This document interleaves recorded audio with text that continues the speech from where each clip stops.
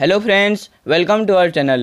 दोस्तों, हमारे द्वारा शुरू की गई एंशियंट हिस्ट्री की सीरीज की ये 9th वीडियो है। तो जैसा कि पिछली वीडियो में हमने मगध एम्पायर की 2 डायनेस्टीज़ हर्यक और शिशुनाग डायनेस्टीज़ के बारे में पढ़ा था, तो आज की इस वीडियो में हम उसी से आगे की डायनेस्टीज़ के बारे में डिस्कस करेंगे। साथ ही इस लेक्चर में मैं आपको अलेक्जेंडर द ग्रेट यानी सिकंदर महान के बारे में और बैटल ऑफ हाइडेस्पीज या कहीं झेलम के युद्ध के बारे में भी बताऊंगा।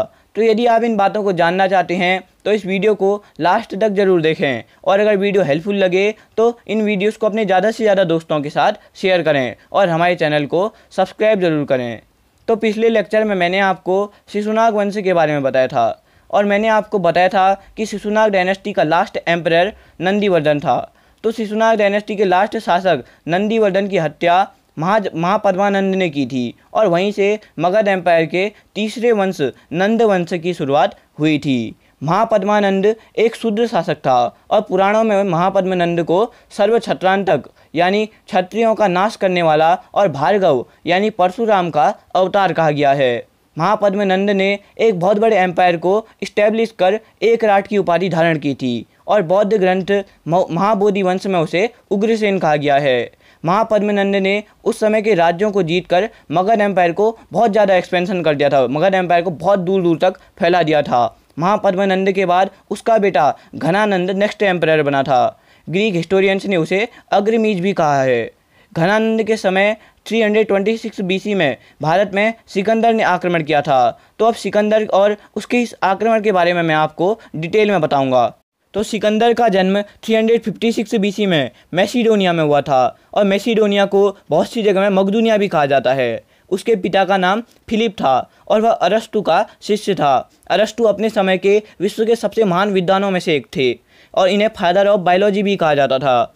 तो सिकंदर जब मकदूनिया का शासक बना था तो उसका एक सपना था कि वह पूरे एशिया माइनर पर कब्जा करना चाहता था। इसलिए उसने मकदूनिया का शासक बनते ही अपने विजय अभियान शुरू कर दिए थे, और एक के बाद एक, जैसे कि अब इराक, ईरान, फारस आदि को जीतते हुए वह खैबर दर्रे को पार कर अफगानिस्तान पहुंचा।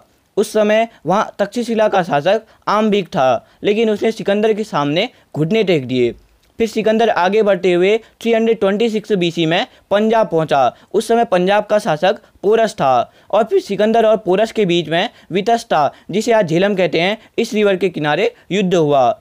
इस युद्ध के बहुत से नाम हैं, जैसे झेलम का युद्ध, या वितस्ता का युद्ध, या हिडास्पस का युद्ध, या हाइडेस्पीज का युद्ध। इस युद्ध में पोरस की हार हुई थी, लेकिन इस बारे में हिस्टोरियंस के डिफरेंट थॉट हैं। बहुत से इंडियन हिस्टोरियंस मानते हैं कि इस बैटल में पोरस जीता था, लेकिन मेनली यही लिखा होता है कि इस बैटल में सिकंदर जीता था। सिकंदर ने इस जीत की खुशी में 2 नगरों की स्थापना की थी। पहला नगर था निकैया, जिसका मतलब होता है विजयनगर, यानी इसे सिकंदर ने पोरस पर विजय प्राप्त करने के बाद इस्टेब्लिश किया था। और दूसरा नगर था बुकाफेला, इसे सिकंदर ने अपने घोड़े बुकाफेला के नाम पर रखा था।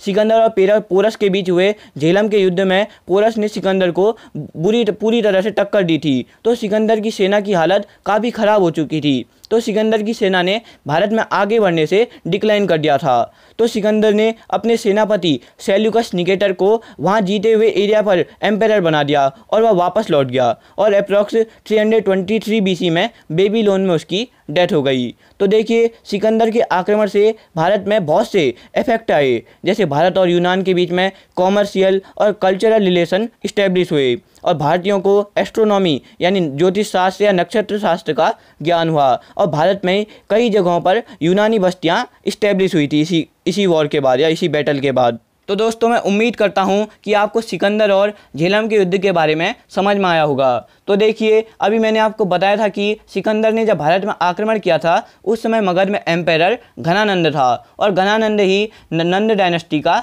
लास्ट एम्पायर था। फिर घनानंद की हत्या चंद्रगुप्त मौर्य ने अपने गुरु चाणक्य, जिन्हें कौटिल्य भी कहते हैं, उनकी मदद से की थी।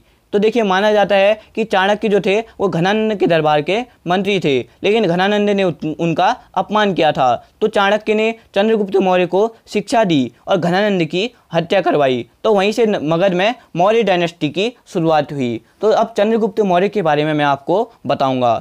तो चंद्रगुप्त मौर्य 321 BC में गद्दी पर बैठा था। ब्राह्मण साहित्य में चंद्रगुप्त मौर्य को शूद्र और बुद्धिज्म और जैनिज्म ग्रंथों में क्षत्रिय और विशाखदत्त द्वारा लिखी गई पुस्तक मुद्रा राक्षस में उसे निम्न कुल का माना गया है। और जस्टिन, स्ट्रैबो व एरियन नामक हिस्टोरियंस ने उसे सेंड्रोकोट्स कहा है, और जबकि प्लूटार्क ने उसे एंड्रोकोट्स कहा है। और विलियम जोन्स ने सबसे पहले ये प्रूव किया था कि सेंड्रोकोट्स ही चंद्रगुप्त मौर्य है। ये बातें आपको पता होनी चाहिए कि चंद्रगुप्त मौर्य के कौन कौन से नाम हैं।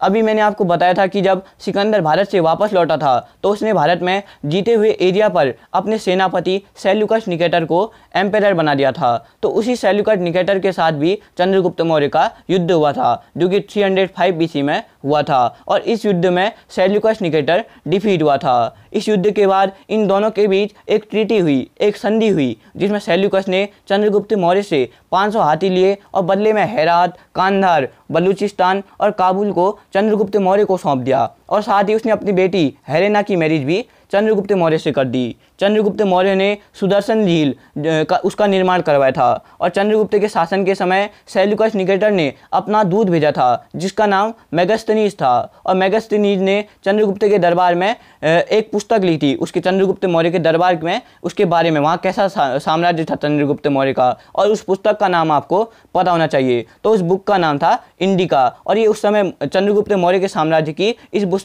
बुक से हमें बहुत ज़्यादा जानकारी भी मिलती है। चंद्रगुप्त मौर्य जैन धर्म को मानता था, इसलिए अपनी लाइफ की लास्ट स्टेज में उसने अपने बेटे बिंदुसार को अपने साम्राज्य का शासक बना दिया था। और जैन साधु भद्रबाहु से जैनिज्म की शिक्षा ली। और श्रवणबेलगोला, जो कि कर्नाटक में है, वहाँ जाकर उपवास रखकर उसने अपना शरीर त्याग दिया था। तो चंद्रगुप्त मौर्य के बाद उसका बेटा बिंदुसार 298 BC में मौर्य वंश का सेकेंड एम्परर बना। तो अब बिंदुसार के बारे में मैं आपको बताऊंगा। बिंदुसार को यूनानी लेखकों ने अमित्रोचेट्स कहा है। अमित्रोचेट्स का संस्कृत में मतलब होता है अमित्र घाट, जबकि वायु पुराण में बिंदुसार को भद्रसार कहा गया है। और वहीं जैनिज्म ग्रंथों में उसे सिंहसेन कहा गया है। बौद्ध ग्रंथ दिव्यावधान में कहा गया है कि बिंदुसार के समय तक्षशिला में अमात्यों के खिलाफ 2 युद्ध हुए थे, जिसमें पहले युद्ध में उसने अशोक को भेजा और दूसरे युद्ध में सुसीम को भेजा था, ताकि वे युद्ध को दबाएं। एथिनियस नाम के एक हिस्टोरियंस ने लिखा है कि बिंदुसार ने सीरिया के शासक एंटियोकस प्रथम से 3 चीज़ें मांगी थी। पहली चीज़ थी मदिरा, दूसरी चीज़ थी मीठी अंजीर, और तीसरी चीज़ थी दार्शनिक यानी फिलोसफर। लेकिन एंटियोकस ने मदिरा और मीठी अंजीर तो भिजवा दी, मगर राजदूत नहीं भिजवाया। एंटियोकस ने डायमेकस और मिस्र के शासक टॉलमी द्वितीय ने डायनोसिस को बिंदुसार के दरबार में राजदूत नियुक्त किया था। बिंदुसार जो था वो आजीवक संप्रदाय को मानता था। और 273 BC में उसकी डेथ हो गई थी। तो दोस्तों, मैं उम्मीद करता हूं कि आज की वीडियो आपको समझ में आई होगी, हेल्पफुल लगी होगी और नॉलेजेबल लगी होगी। तो अगर ये वीडियो आपको अच्छी लगती है तो इस वीडियो को अपने ज़्यादा से ज़्यादा दोस्तों के साथ शेयर करें। तो अगली वीडियो में मैं आपको अशोक के बारे में बताऊँगा। तो धन्यवाद।